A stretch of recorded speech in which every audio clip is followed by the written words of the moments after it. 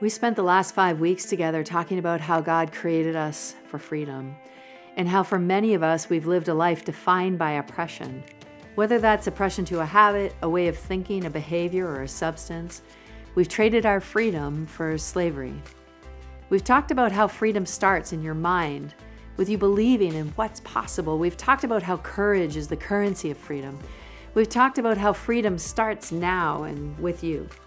And we've talked about how finding freedom requires perseverance. Belief, courage, choice, perseverance. We've also talked a lot about how our personal journeys towards freedom are deeply connected to other people's personal freedom. And when we look at Jesus' life and his example, we can see how he cared deeply about the freedom of others.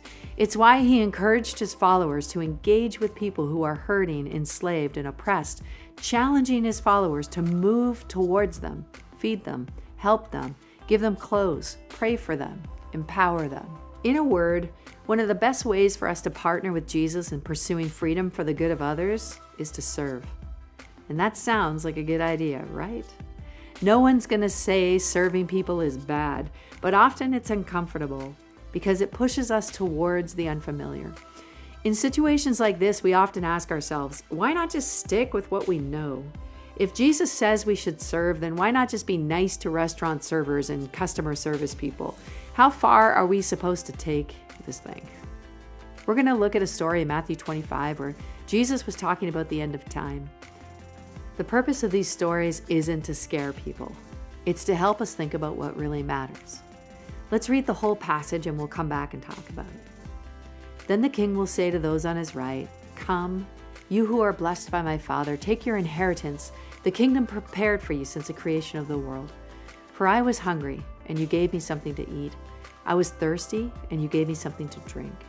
I was a stranger, and you invited me in. I needed clothes, and you clothed me. I was sick, and you looked after me. I was in prison, and you came to visit me." Then the righteous will answer him, "Lord, when did we see you hungry and feed you, or thirsty and give you something to drink? When did we see you a stranger and invite you in, or needing clothes and clothe you? When did we see you sick or in prison and go to visit you?" The king will reply, "Truly I tell you, whatever you did for one of the least of these brothers and sisters of mine, you did for me." This is one of my favorite stories that Jesus tells. Want to know why? Because it wasn't about people starting a worldwide movement that got tons of attention and its own hashtag on social media. It was simply about people who saw needs and then actually did something about them. And Jesus is saying that God notices the small acts of kindness, no matter who they are directed towards, that even though they were small acts of service, they went a long way, not just to the people who received them, but to God. Jesus makes a point of saying that God noticed every single time that someone fed, clothed, or gave water to somebody in need. He was paying attention. He took note.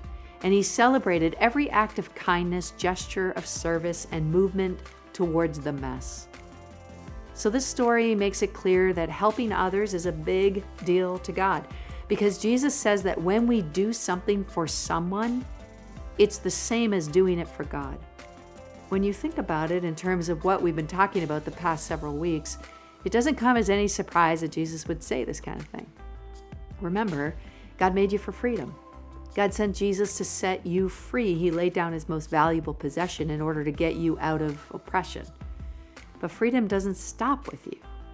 Jesus died for freedom for all. He set you free in order to set others free. So of course he loves when you and I get involved in helping others. And Jesus highlights this by using an interesting little phrase, "whatever you did for one of the least of these." Just to be clear, Jesus isn't saying that some people are less valuable, not at all. He's talking about people who can't do it for themselves. People who can't get themselves out of oppression. God is honored when we pay attention and work to bring freedom to people who can't currently bring it to themselves. Doing anything for them gets his attention. It's as if we're doing it for him. And here's another thing. When we move towards people who can't get themselves out of oppression, and we get in the mess of helping others, I think we learn something. The least of these are a lot like me. We learn that people may have grown up on the other side of the planet or even the other side of the neighborhood and lived under a completely different set of circumstances. But at the end of the day, they're not as different from us as we think. We're all human. We all have the same basic needs. Someone may have grown up in slavery under complete oppression, but when you get involved, you realize this is a person. This person is strong. This is a story, a heart, someone created in the very image of God. When we see the oppressed and enslaved as people who are no different from us, we become even more passionate about fighting for their freedom. Because it's not a cause. It's not a movement. It's not an organization. It's a person who deserves to be free. And because it's a person who deserves to be free, there's even more on the line than we realize. We have got to get in the game. All over the world, in your country and in your city, there are people who deserve to be free, who were born for freedom, but they're not. And they cannot break themselves free. They're the least of these that God is calling us towards. But I'll be the first to admit that this can feel like an overwhelming task. So I want you to do this. Pick one thing and do one thing. Whether it's an organization or an individual or a problem, or find something that will propel you towards propelling someone else's freedom.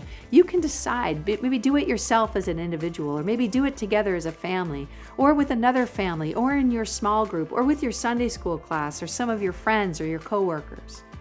And you can decide whether you want to do something locally or nationally or globally. Do whatever it is you want to do. I'm not going to push one organization over another. There are a lot of great groups doing a lot of great things in the world. My one agenda is that you just do something. Finding freedom can't end with us. It begins with us. We were set free to set others free. Some of you may already know exactly what you want to do, and some of you may be drawing a blank and feel unsure about where to start. So I want to give you 3 websites that I think are great. Again, this is your choice, but I also know what it's like to need a starting point. So here are some ideas. Compassion.com. Here's a great organization that helps kids who are in the oppression of poverty. They're vulnerable to sickness and disease. And Compassion gets involved with their education, access to medication, and even spiritual development. You could sponsor a kid. StopTheTraffic.org. They'll educate you and give you opportunities to get involved to help stop human trafficking all around the world. FightTheNewDrug.org. This is a website that educates you on the effects of pornography and how to fight this epidemic oppression. SalvationArmy.org. From your local food bank or treatment center to a global campaign to fight poverty and injustice, take a look at how you can get practically involved.